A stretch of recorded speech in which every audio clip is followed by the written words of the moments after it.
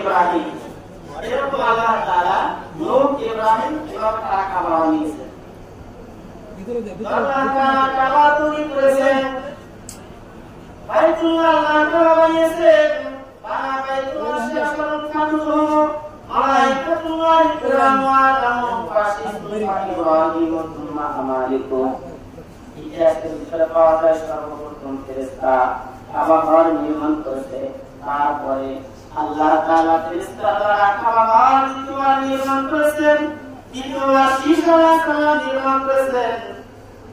নূহ আলাইহিস সালামের কারণে কাবা ঘর কোন বর্ণনায় আল্লাহ তাআলা এই কাবা ঘরকে ফেরেশতার মাধ্যমে আসমানে উঠায় নিয়ে গেছেন, সুবহানাল্লাহ। কোন কোন বর্ণনায় কাবা ঘর ওই নূহ আলাইহিস সালামের কারণে ধ্বংস হয়ে গেছে। এরপরে আল্লাহ তাআলা ইব্রাহিমকে হুকুম করলেন, ইব্রাহিম পৃথিবীতে আসলেন সঙ্গে উপস্থিত। ইব্রাহিম তুমি ঘর নির্মাণ করো। ইব্রাহিম আল্লাহ তাআলা ইব্রাহিম ইসমাঈলের দ্বারা এই কাবা ঘরকে ইতিহাসের নজির।